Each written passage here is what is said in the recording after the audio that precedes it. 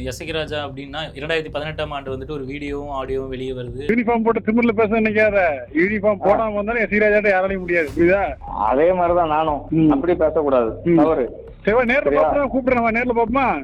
நான் எஸ்ஐயா வரல, நான் சாதாரண பாரா கொடுத்து எஸ்ஐ ராஜா வரேன். நீ எங்க இருக்குன்னு நான் வரேன். அது இதே எஸ்ஐ ராஜா நீ மண்டை உடைஞ்சிட்டு இல்ல, அவரோட புகைப்படம்லாம் இருக்கு, வெளியிட்டு இருக்காங்க, ரத்தத்தோடு நிக்கிறாரு. இப்போதான் ஒரு போலீஸ்காரர் 9 பேர் தொங்க விட போறாங்க, ஜட்ஜ்மெண்ட் ஆயிருக்கு, அடுத்த நாளே நான் ஃபயர் பண்ணுவாங்கிறது வந்து சரியான போக்கு இல்லைங்க. ஆதாரத்தை அழிக்கிறானுவையா, இப்படியே எப்படியே அடிச்சானுவையா, கொண்டானுவையா அப்படின்னு சொன்னது அந்த அம்மா தான் சொன்னிச்சு. இறக்காமி கலையத்தை இறக்காமி மரத்தில் ஏறிருக்கார் மணிகண்டன். அப்போ மணிகண்டன் கீழே இறங்கியிருந்த போது இந்த வாக்குவாதத்தின் உச்சமாக கட்டை எடுத்து அடிச்சுட்டு தான் அவங்க அப்பா தான் சொல்கிறார். ஒரு காலில் சுட்டாச்சு, 2 காலையும் சுட்டா எப்படி? அது போன்லேயே தான் பட்டுச்சுன்னா நடக்க முடியுமா? அது பிறகு காவல்துறை எந்த அளவுக்கு உங்களுக்கு கௌரவத்தையும் மரியாதையும் அதிகாரத்தை தருதோ அந்தளவுக்கு ஆபத்தையும் தரும். போலீஸ்காரங்களே, ரெவென்யூவில் உள்ளவங்களே, கலெக்டர், ஐஏஎஸ், ஐபிஎஸ் அவங்கள ஜாதின்னு அவங்க பேசக்கூடாது.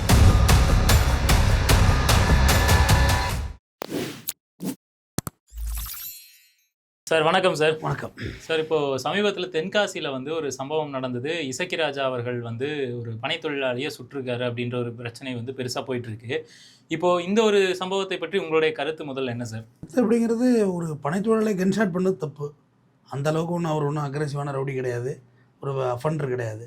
ஏன் விளாத்தி குளத்தில் கூட தான் அந்த பொண்ணை வந்து அந்த மாதிரி பண்ணிட்டாங்க. அவங்கள யாருமே சுடவே இல்லையே. விளாத்தி குளத்தில் ஒரு 15 வயசு பொண்ணு, வெளியே வைக்க போன பொண்ணு, அதை கற்பழிச்சு ஒருத்தன் கொலை செய்யலாம், அக்யூஸ்டு, கேபிட்டல் அஃபண்டர். பட் அவரை யாரும் இங்கே ஃபயர் பண்ணலை. ஆசே ஒரு காமன் மேனாக முதல் நாள் 9 பேருக்கு ஜட்ஜ்மெண்ட் கொடுக்குறாங்க, அடுத்த நாள் நீ ஃபயர் பண்ணுறீங்கன்னா அப்போ உங்கள் மேலே எப்படி சாஃப்ட் கார்னர் வரும்? என்ன பயம் இருக்குது என் மேலே? இப்போ இதே இசை ராஜா நீ மண்டை உடைஞ்சிட்டு இல்லை, அவரோட புகைப்படம்லாம் இருக்குது, வெளியிட்டிருக்காங்க, ரத்தத்தோடு நிற்கிறாரு. அதே அப்படியே போய் அப்படியே மணிகண்டன் மேலே புகார் அடிச்சிருந்தாக்க மணிகண்டனுக்கு ஒரு குண்டாசாவது போட்டிருப்பாங்க. ஆனால் இப்போ இந்த வழக்கில் வந்துட்டு மணிகண்டன் மேலே வந்துட்டு எஃப்ஐஆர் பதிவு செஞ்சுருக்கிறாங்க அப்படின்ற ஒரு விஷயம் வெளியாயிருக்கு. ஆனால் இசக்கி ராஜா மேலே எந்த ஒரு வழக்குமே பதிவு பண்ணலை. அதுக்கப்புறம் போராட்டம் பண்ணி தான் இப்போ வந்துட்டு எஃப்ஐஆர் பதிவு பண்ணியிருக்காங்க, சொல்றாங்க. கேஸ் போட்டிருக்காங்க, அவரையும் சஸ்பெண்ட் பண்ணிட்டாங்க தெரியுமா? அதுவும் அந்த போராட்டத்திற்கு பிறகுதான் நடந்திருக்கு அப்படின்ற ஒரு விஷயம் நடக்குது. இப்போ காவல்துறைக்குள்ளார தங்களுடைய ஒரு துறையை சார்ந்தவர் அப்படின்ற ஒரு சாஃப்ட் கார்னர்ல தான் இதெல்லாம் பண்றாங்களா அப்படின்ற கேள்வி மக்களுக்கு வருது இல்லையா? இல்லை இல்லை, எல்லா துறையிலையும் அவங்கவுங்க துறையை பேக்கப் பண்ணுவாங்க தான், ஆனால் ஒரு லெவல் வரைக்கும் தான். அதுக்கப்புறம் போட்டு விட்ருவாங்க. சாத்தாங்குளத்தில் வந்து 9 பேர் 10 பேருக்கு எதிராக ஒரு ரேவதின்னு ஒரு காவலர் தான் சாட்சி சொன்னாங்க. அவங்க சொன்ன சாட்சி தான் கேஸே நின்றுச்சு. அவங்க பெல்ட் அடிச்சிருந்தாங்கன்னா அப்படி பார்க்கக்கூடாது தம்பி, நீங்கள் வந்து பிரித்து பார்க்க தெரியணும். சாத்தாங்குளத்தில் சாட்சி வந்து ஒரு போலீஸ், பெண் போலீஸ், அவங்க தான் பாரதிதாசன் மேஜிஸ்ட்ரேட் போனப்போ ஐயா போங்க ஐயா, ஆதாரத்தை அழிக்கிறானு ஐயா, விடிய விடிய அடிச்சானு ஐயா, கொண்டானு ஐயா அப்படின்னு சொன்னது அந்த அம்மா தான் சொன்னிச்சு. அப்படியே வந்து கோர்ட்லேயும் சொன்னிச்சு, நான் தான் டியூட்டியில் இருந்துன்னு சொன்னிச்சு. அது அப்போ அதை எப்படி பார்க்குறீங்க நீங்கள் அப்படியே ஒரு மாதம் ஒரு மித்தாவே கொண்டு போனீங்கன்னு வைங்களா, பொது பொய்யை வந்து உண்மையாக்காதீங்க. ஒரு உண்மையை வந்து பொய்யாக்கிடாதீங்க, பொய்யை உண்மையாக்கிடாதீங்க. ஒரு நடுநிலையாக பேசக்கூட ஒரு 50% எல்லாத்தையும் கழித்து தான் பேச முடியும். நான் முந்தா நாள் நைட்டே வேறு மாதிரி பேசியிருந்தேன்னு வச்சுங்க, சண்டை தான் பெருசாக இருக்கும்.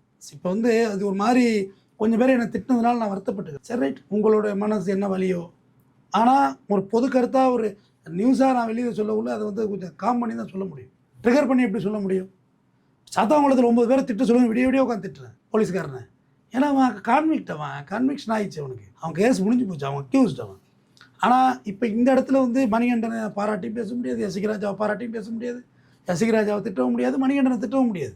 காரணம் கேஸ் ஆன் கோயிங், ட்ரையல் முடியட்டும். இது வந்துட்டு ஒரு பொதுமித்த கருத்தாக தான் இருக்குது அப்படின்னு நீங்கள் சொல்கிறீங்க. பொது கருத்தாக தான் பேசணும். இப்பொழுது உங்களுக்கு கிடைத்திருக்கிற தகவலின்படி இந்த ஒரு சம்பவத்தில் நடந்தது என்ன அப்படின்ட்டு மக்களுக்கு நீங்கள் சொல்ல முடியுமா சார்? நடந்தது என்னென்னா, கல் 2 பேர் கொண்டு போயிருக்காங்க. 2வது கல்லுக்கு இவ்வளோ பெரிய ரிவெஞ்ச் எடுக்க வேண்டியதில்லைங்கிறது என்னோட கருத்து. கல்லை ரெகுலைஸ் பண்ண சொல்லி ரொம்ப நாளாக நான் பேசிகிட்டு இருக்கேன். அதையே அவங்களுக்கு புரியல. ஏன்னா பனையேறி நாடார் சமுதாயங்கிறது வந்து திருநெல்வேலி, தூத்துக்குடி, கன்னியாகுமரி மாவட்டத்தில் கூட மைக்ரேட் ஆகலை. காரணம் அங்கே வந்து தென்னை தொழில் இருக்குது, தென்னை மரம், தேங்காய், இளநீர் இருக்குது, மீன் தொழில் இருக்குது. திருநெல்வேலியில் என்ன இருக்குது? ஒன்றுமே இல்லை. தென்காசியில் டூரிசம், குற்றாலத்தை தவிர வேறு என்ன இருக்காங்க? மக்களுக்கு பனை தொழிலை ரெகுலைஸ் பண்ணாக்க அந்த மக்கள் அந்த ஊரில் இருப்பாங்கல்ல, அவங்களும் அந்நாட்டின் அந்த ஊரின் ராஜாக்கள்.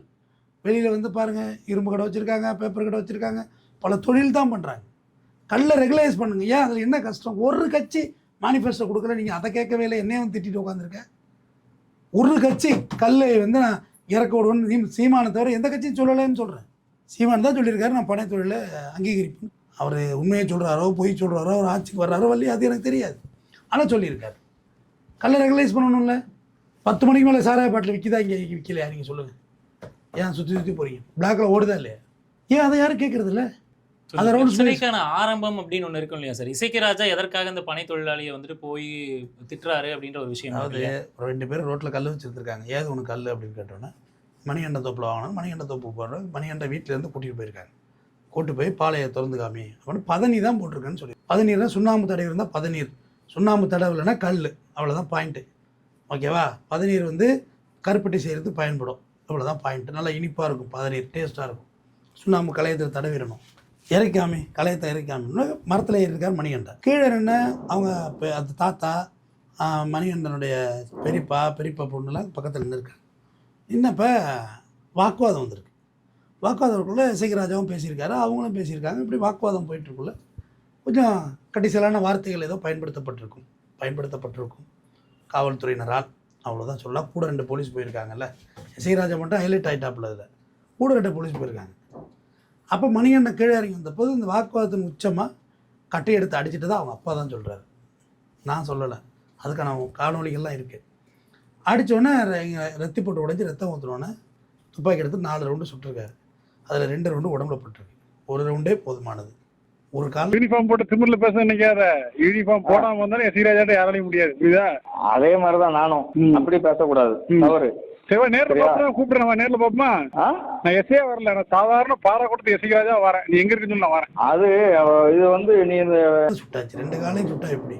அது போன்லாம் பட்டுச்சுன்னா நடக்க முடியுமா? அதுக்கு பிறகு மரம் ஏற முடியுமா? வாழவேன் 32 வயசு. இந்த அக்யூஸா அடிச்சுட்டான், சரி ரைட்டு அடிச்சுட்டான், அரெஸ்ட் பண்ணி உள்ளே போட்டிருக்கலாம்ல. நேரம் போட்டிருக்கூடாதா? அதுக்கான அதிகாரம் கொடுக்கப்பட்டிருக்கு இல்லையா? நீங்கள் அரெஸ்ட் பண்ணுங்க, ஏன் நடவடிக்கை எடுங்க, வழக்கு பதிவு பண்ணுங்க. இதுதான் நான் சொல்லுவேன். என்கவுண்டர் ஆதரிக்கிறவனே கிடையாது. மதுரை உயர்நீதிமன்ற நீதியரசர் பிருத்திவிராஜ் அவர்கள் சொல்கிறாரு, என்கவுண்டர்லாம் ஆதரிக்காதீங்க இந்த நாட்டில். அப்போ சரி, ஓகே. அதுக்கப்புறம் 2 பேருமே ஆம்புலன்ஸில் மீட்டு அனுப்புகிறாங்க. மருத்துவமனையில் சிகிச்சை பெறுறாங்க. சிகிச்சை பெற்ற போது அவர் இசைக்கராஜா அவர்களுக்கும் தையலிடப்பட்டிருக்கிறது. மணிகண்டனுக்கு சிகிச்சை அளிக்கிறாங்க. 2 பேருமே பூர்ண குணம் அடைட்டோம். இசைக்கராஜாவை சஸ்பெண்ட் பண்ணிட்டாங்க. 3 பிரிவின் கீழ் வழக்கு பதிவு பண்ணியிருக்காங்க. இது முதல் கட்டம். இதுதான் நடந்திருக்கு. இது எப்படி நீங்கள் டிங்கரிங், அதாவது ட்விட் பண்ணுறது, இது எப்படியாவது பண்ணீங்கன்னா இட உடம்பு தானே ஆகும். ஆனால் எல்லாருமே சொல்கிறது என்னென்னா சார், அவரை வந்துட்டு ஜாதி பெயர் சொல்லி திட்டுறதுனால தான் வந்துட்டு இவ்வளோ பெரிய பிரச்சனையுமே வந்திருக்குன்னு சொல்லி ஊடகங்களையும் சரி செய்தி சேனல்களையும் சரி எல்லாருமே சொல்லிக்கிட்டு இருக்கிறாங்க. ஸோ இந்த ஒரு விஷயம் அப்படின்றது சமூகத்தில் எந்த மாதிரியான ஒரு தாக்கத்தை ஏற்படுத்தும்னு நினைக்கிறீங்க சார்? போலீஸ்காரங்களே, ரெவென்யூ உள்ளவங்களே, கலெக்டர், ஐஏஎஸ், ஐபிஎஸ் இவங்களாம் ஜாதின்னு அவங்க பேசக்கூடாது. அவர் பேசியிருந்தால் கண்டிப்பாக தப்பு, அதை மாற்றுக்கிறதுக்கு. அவர் என்ன கம்யூனிட்டிலாம் தெரில எனக்கு, என்ன கம்யூனிட்டியாக இருந்தாலும் பரவாயில்லை, அவர் பேசியிருந்தால் தப்பு. அது யாருமே யாரையும் ஜாதி சொல்லி திட்டுறது தப்பு தானே. அப்படி பேசுனாங்களா, வழக்குக்காக சொல்கிறாங்களா, வழக்கு விசாரணை முடிவுலாம் சொல்ல முடியும். நம்ம சாத்தாங்குளம் வழக்கு பார்த்தோம், தண்டனை கொடுத்துட்டாங்க. இன்னமும் என்ன தண்டனை கொடுக்குற வரையும் அதெல்லாம் விட்டுருவாங்கன்னு எழுதினவன் இன்றைக்கி என்ன எழுதுறான்னா அப்பீலில் போய் விடுதலை ஆகிடுவாங்க. உனக்கு நிம்மதியாக வராதா? சாக்ரிஃபை ஆக மாட்டியா? ஒரு விஷயத்தில் எதோ தெரிஞ்சதை நேரேட் பண்ணி சொல்கிறோம், போய் சேர முடியாத இடத்துல போய் செல்ஃபோன் சேர்க்குது, பார்க்குறாங்க. அவ்வளோதான் தகவல் நம்ம சொல்கிறோம். நம்ம ஒன்றும் யாருக்கும் ஸ்டாண்டும் எடுக்கிறது இல்லை, இது அப்போஸும் பண்ணுறது கிடையாது. இப்போது அவருக்கு வந்துட்டு 2 பேர் பக்கமும் எஃப்ஐஆர் போடப்பட்டிருக்கு அப்படின்ற ஒரு விஷயம் சொன்னீங்க இல்லையா? யாருக்கு என்ன தண்டனைகள் கிடைக்கும் அப்படின்ற ஒரு தகவல் கிடைக்குமா சார்? இசைக்கராஜா மேலே அட்டெம்ப்ட் மர்டர் போட்டிருப்பாங்க. அவர் மேலே வந்து அரசு அதிகாரியை பணிவிட தெரியாமல் தடுத்தல்னு அவர் மேலே எஃப்ஐஆர் போட்டிருப்பாங்க. அதெல்லாம் நடந்திருக்குன்னு வச்சுக்கங்களேன், அதெல்லாம் இல்லைன்னு சொல்லலை. இவர் மேலே அதிகார துஷ்பிரயோகம் கூட போட்டிருப்பாங்க. இப்போதைக்கு அந்த டிபார்ட்மெண்ட்டில் ஒரு பெரிய பிரச்சனை இருக்குது. போலீஸ் டிபார்ட்மெண்ட்டில் எல்லாம் சேர்ந்து செய்வாங்க. மாட்டின பிறகு யார் மாட்டோன்னா அவந்தெல்லாம் வச்சு போயிடுவாங்க. நான் அந்த டைரக்டர்ஸை எல்லாருக்குமே நான் சொல்ல, அவர் ஸ்போர்ட்ஸ் கோட்டாவில் வந்தவர். இதை நான் இசைக்கராஜாவுக்கு மட்டும் சொல்லலை, எல்லா டைரக்டர்ஸைக்குமே சொல்கிறேன், கொஞ்சம் பொலைட்டாக நடந்தது எங்கள் பப்ளிக்கிட்ட. உங்களுக்கு வேலை போச்சுன்னா உங்களை யாருமே கண்டுக்க மாட்டாங்க. உங்களுக்கு ஒரு பிரச்சனைனா நீங்கள் தான் பார்த்துக்கணும். ஏன்னா காவல்துறை எந்தளவுக்கு உங்களுக்கு கௌரவத்தையும் மரியாதையும் அதிகாரத்தையும் தருதோ அந்தளவுக்கு ஆபத்தையும் தரும். ஏன்னா எந்த ஐபிஎஸ் அதிகாரியும் இந்தியாவில் செட்டில் ஆகலை. விஜயகுமார் எங்கே இருக்கார்? வீரப்பன் என்கவுண்டர் இந்தியாவில் இல்லை. வால்டர் தேவாரம் எங்கே இருக்கு? யாரும் இந்தியாவில் இல்லை, இருக்க மாட்டாங்க. சிவிலியன்ஸோடு இருக்கிற சைலேந்திர பாபு தான் ஊரில் இருக்கிறார். ஏன்னா அவர் வந்து அடாதடியாக அது வேலை செஞ்சில்லை, சும்மா அப்படியே பப்ளிக்கோட சைக்கிளிங் ஓட்டுங்க, அதை பண்ணுங்க இதை பண்ணுன்னு கேஷுவலாக இருப்பார். போலீஸுங்கிறது நம்மளோட வேலை. அந்த வேலை இல்லைன்னா நம்ம ஒன்றுமே இல்லை. இதில் காக்கி சட்டை கேட்டால் நம்ம ஆம்பளை இல்லைங்கிற மாதிரி, அது வேலை இல்லைன்னா ஒன்றுமே இல்லை, அது வேலை. இப்போ எப்படி ஆகிடுது? இவர் பழசில் பேசுனது எல்லாத்தையும் ஃபயர் விட்ட எல்லாரும் பேச ஆரம்பிச்சிட்டாங்க. ஏன்னா அவர் வந்துட்டு ஆல்ரெடி வந்து நிறைய பேர் வந்துட்டு எசகிராஜா அப்படின்னா 2018ஆம் ஆண்டு வந்துட்டு ஒரு வீடியோவும் ஆடியோவும் வெளியே வருது. அதில் வந்துட்டு யாராவது குரூப் ஆரம்பிச்சிங்க அப்படின்னா, கள்ளச்சாராயம் காய்ச்சினீங்க அப்படின்னா, எசகிராஜா கிட்ட சிக்கினீங்க அப்படின்னா என்ன ஆவீங்கன்றது தெரியாது. அது நல்ல விஷயமா கெட்ட விஷயமா? அது நல்ல விஷயம் தான் சார். ஆனால் அவர் வந்துட்டு நிறைய ஊடகங்கள் என்ன சொல்கிறாங்க அப்படின்னா, இவர் வந்து விளம்பர மோகத்தின் காரணமாக சினிமா பாணியில் வந்துட்டு இருக்கக்கூடிய ஒரு போலீஸ் மாதிரி இருக்கணுன்ற காரணத்துக்காக எடுத்ததுக்கெல்லாம் துப்பாக்கி எடுத்து சுடணும் அப்படின்ற ஒரு போக்கில் இருக்கிறாரு அப்படின்ற மாதிரி சொல்கிறாங்க இசக்கிராஜா அவர்களை. எடுத்ததுக்கெல்லாம் துப்பாக்கி தூக்க முடியாது. நான் வந்து போலீஸோட ரொம்ப ரொம்ப வருஷம் நான் ட்ராவல் பண்ணியிருக்கேன். இந்த ஜுடிஷியல் சிஸ்டத்துக்குள்ளே நான் இருக்கிறேன். போலீஸால் என்ன முடியும் என்ன முடியாது தெரியும் எனக்கு. போலீஸால் அதிகார வர்க்கத்தை என்றைக்குமே கேள்வி கேட்க முடியாது, கேள்வி கேட்க மாட்டாங்க. அதிகார வர்க்கம் அப்படி தான், அது ஒரு மாதிரி சிஸ்டமாக இருக்கும். ஏன் இவ்வளோ பேரை சுட்டுறீங்க? பொள்ளாச்சி பாலியல் சமூகத்தில் உள்ள யாராவது ஒருத்தரை சுட வேண்டியது தானே?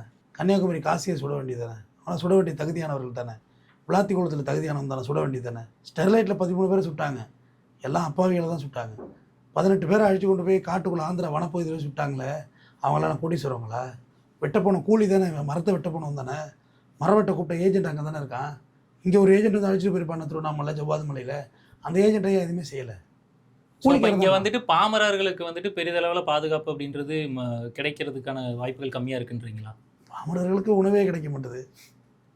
3 வேளை சாப்பாடே ஏழை எளியவங்களுக்கு உத்தரவாதம் இல்லை. நான் இதில் எங்கத்த நியாயத்தை பெறுறது? அதனால் நான் என்னுடைய அருமை காவல்துறை நண்பர்களுக்கு சொல்கிறேன், கொஞ்சம் நீங்கள் பொறுமையாக இருங்க, நிதானமாக ஹேண்டில் பண்ணுங்கள். பிரச்சனை வரக்குள்ளே உங்கள் தள்ள கட்டிடுவாங்க. நீங்கள் தான் அதை ஓவர் கம் பண்ணணும். உங்களை குடும்பம் கூடிய எல்லாத்தையும் நீங்களும் பார்க்கணும்ல. நீ ஒரே நாளில் என்டையராக தலைகீழாக பரண்டு போச்சுல்ல. அது விட்டா பெரும்பாலும் காவல்துறையினர் வந்து சொந்த ஊருக்கு வந்து வேலைக்கு போட மாட்டாங்க, சஃபல் பண்ணிகிட்டே இருப்பாங்க. 3 இயர்ஸ் ஒரு 3 இயர்ஸ் ஒரு இடத்துல உட்கார வைக்க மாட்டாங்க. இந்த மாதிரிலாம் கிளாஷ் ஆகிடும். நீங்கள் அது நான் இந்த நொடி வரைக்குமே மணிகண்டன் பாதிக்கப்பட்டவர் அப்படியே இருந்துட்டோம்.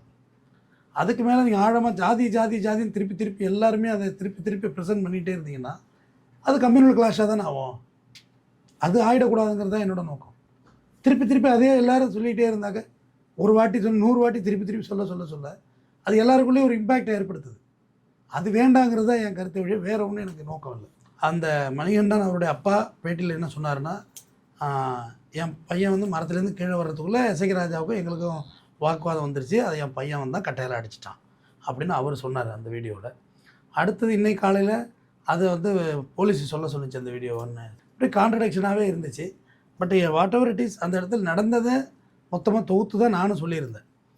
அது ஒரு சிலருக்கு முரண்பாடாக இருந்திருக்கும், முன்ன பின்ன இருந்திருக்கும். 2 பேர் மேலேயுமே தவறுகள் இருக்குது பர்சன்டேஜ் லெவலுங்கிறது என்னுடைய கருத்து, என்னுடைய தனிப்பட்ட கருத்து தான். இது ஒரு பொது மித்து கிடையாது. இசைராஜாவும் கன்ஸ்ட்ரக்ட் பண்ணியிருக்க வேண்டியதில்லை, அவரும் வந்து அடிச்சிருக்கக்கூடாது. இதுதான் முதல் பார்வையை நான் பார்த்தேன். நான் எதுக்கு வேண்டி ஒரு தரப்பை வந்து டியூன் பண்ணி விட்டோ டிங்கரிங் பண்ணி விட்டோ ட்யூட் பண்ணி நான் பேசுகிறேன் அப்படின்னா அது வேறு ஒரு மாதிரி கம்யூனல் கிளாஷாக மாற ஆரம்பிச்சிது. நான் ஃபஸ்ட் நாள் டே அன்றைக்கி கன்ஷாட் நடந்து 12:30 மணிக்கு கன்ஷாட் நடக்குது. நான் 4 மணிக்கு அந்த நியூஸ் பிரேக் பண்ணுறேன் யூடியூப்பில். ஒரு தகவலை வாங்கி அந்த தகவல் என்ன இருக்குது, அங்கே பாதி பேருக்கு நான் விசாரித்தவங்களுக்கு இன்னும் இங்கே ஒரு பிரச்சனை நடக்கிறதே தெரியல. அதுக்கு பிறகும் அங்கே உள்ள சோர்ஸை விசாரித்து நான் தகவலை சொல்கிறேன். அதுக்கடுத்து அடுத்த நாள் காலையில் அந்த தகவல் இன்னும் கொஞ்சம் ட்ரிம் ஆகி வேறு மாதிரி எனக்கு கிடச்சி அடுத்த தகவலை நான் அப்டேட் பண்ணுறேன். அடுத்து இன்றைக்கி பேசக்குள்ளே இன்னும் கொஞ்சம் தகவல் வேறு மாதிரி இருக்குது, அதையும் நான் அப்டேட் பண்ணுறேன். அப்போ முதல் தகவலுக்கும் அடுத்த தகவலுக்கும் சில கான்ட்ரடிக்ஷன் இருக்குது, நான் இல்லைன்னு சொல்லலை. ஆனால் அதனால் வந்து இது ஜாதி கிளாஸ் ஆகிட போகுது, எலெக்ஷன் நேரம் இந்த இளைஞர்களை பயன்படுத்திடுவாங்க, தேவையில்லாத கம்யூனல் கிளாஸில் போய் மாட்டிக்க வேண்டாம்.